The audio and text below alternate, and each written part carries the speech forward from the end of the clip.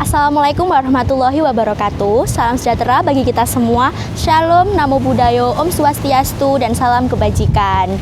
Halo Sobat Strader semuanya. Kali ini bersama saya Betaria Mardiani, mahasiswi Institut Ilmu Kesehatan Strada Indonesia. Di sini saya sebagai mentor modul Nusantara Pertukaran Mahasiswa Merdeka. Untuk kali ini saya akan mengajak para Sobat Strader untuk mengunjungi wisata religi di Gereja Kristen Protestan yang ada di Kota Kediri. Untuk lebih lanjutnya, yuk ikuti saya.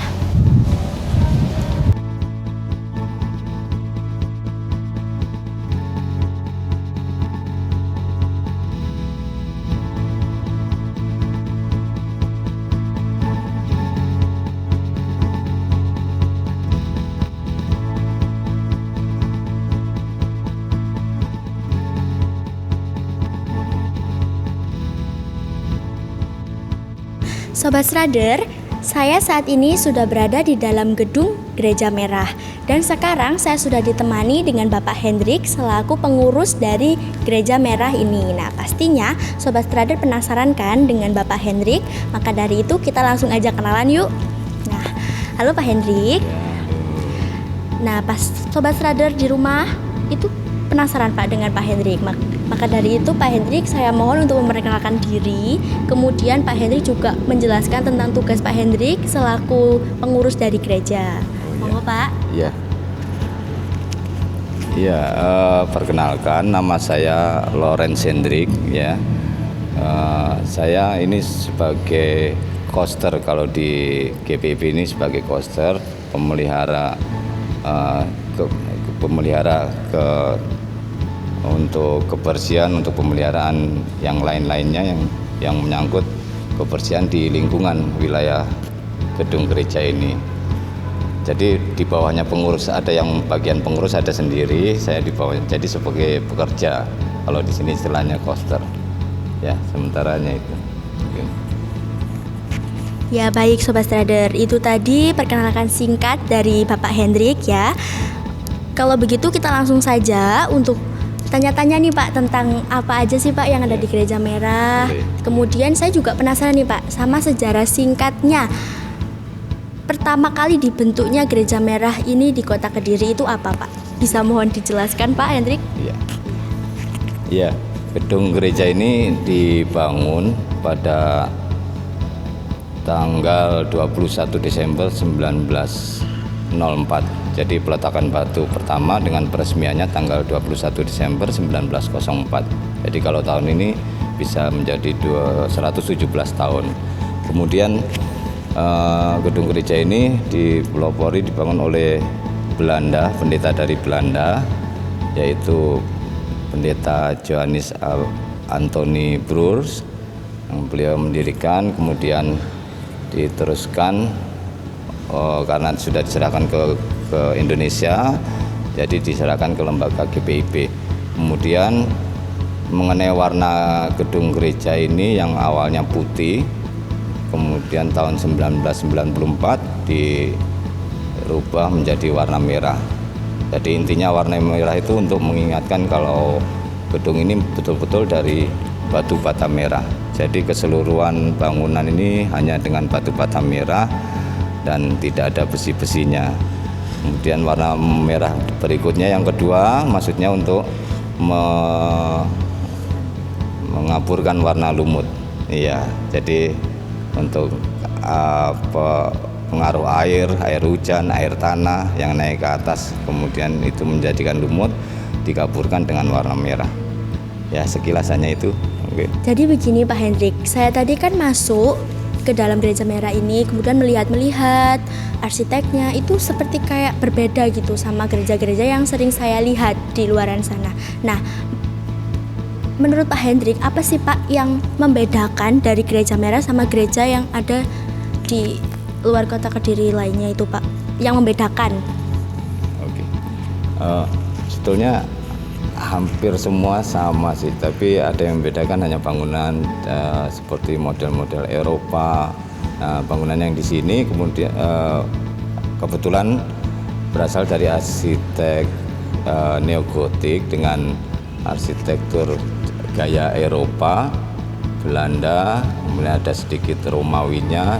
Jadi lebih menarik di situ, orang sering menanyakan begitu. Jadi itu tadi ya Sobat Strider yang merupakan perbedaan dari gereja merah ini dengan gereja yang ada di luar sana. Sobat Strider tentunya penasaran kan dengan benda-benda apa aja dan ornamen-ornamen apa aja yang ada di gereja merah ini? Nah, kita langsung tanyakan aja ya ke Pak Hendrik. Nah, Pak Hendrik, saya ingin bertanya nih Pak, penasaran banget tentang benda-benda apa aja sama ornamen-ornamen apa aja yang ada di bangunan gereja merah ini. Berikut dengan fungsionalnya ya Pak ya. Ya, monggo nggih Pak. Ya, oke. Yang pertama yang saya jelaskan ini ada kotak persembahan dengan kantong kolektor. Sebetulnya sama saja semua untuk tempat untuk memberikan persembahan dari jemaat, wujud penyertaan Tuhan kepada jemaat dan untuk gereja dan pelayanannya. Jadi ini dikumpulkan semua. Kemudian yang berikutnya ada mimbar kecil. Di sini ada mimbar liturgos. Untuk liturgos, kalau lebih gampangnya kita seperti MC atau pemandu acara. Jadi yang memandu dari awal sampai akhir ibadah dengan simbol-simbol yang kebetulan yang ada di GPIB. Simbol ini pada masa ini sampai bulan November, kemudian berikutnya sebelum masuk Natal ada simbol masa Advent, nanti simbolnya berubah lagi dan warnanya juga berubah lagi, bukan hijau. Kemudian berikutnya ada meja altar. Di sini ada tempat cawan untuk perjamuan. Jadi di sini ada teko dengan tempat roti hostinya, kemudian ada cawan untuk tempat anggurnya. Jadi untuk perjamuan kudus, kalau di GPIB dalam setahun kita mengadakan perjamuan kudus sebanyak 4 kali dalam setahun. Kemudian ada cawan untuk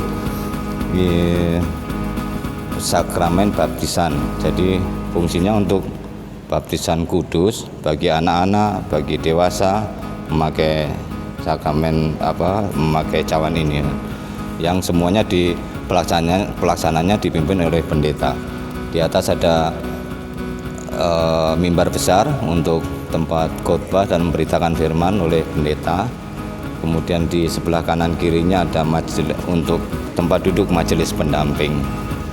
Ya, sekilas sekilas hanya itu. Mungkin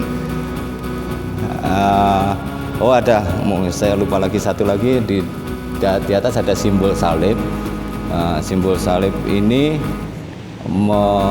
kalau di Kristen Protestan, keyakinan kita, kenapa kok di simbol salib itu tidak ada patung Yesus atau ornamen atau apa-apa yang bergambar Yesus? Karena kita berkeyakinan bahwa Yesus sudah berangkat ke surga, sudah menyiapkan tempat untuk kita, untuk umat manusia keseluruhan, sehingga beliau sudah berada di surga. Jadi sudah tidak ada di sini, tapi penyertaannya selalu ada di sini. Begitu. Terima kasih. Sobat Strider, ada sedikit info nih bahwa di Gereja Merah ini menyimpan aset bersejarah yang dimuliakan. Aset tersebut adalah sebuah Alkitab.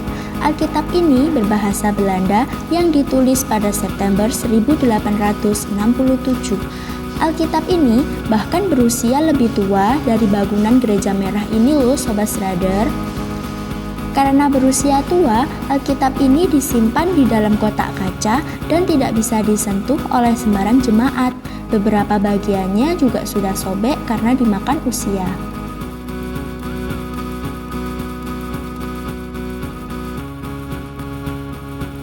Nah Sobat Strider, itu tadi penjelasan secara singkat dari Gereja Merah yang ada di Kota Kediri ini. Untuk Sobat Strider, tetap ikuti perjalanan wisata religi selanjutnya bersama saya, Betaria Mardiani, bersama kru yang bertugas, pamit undur diri.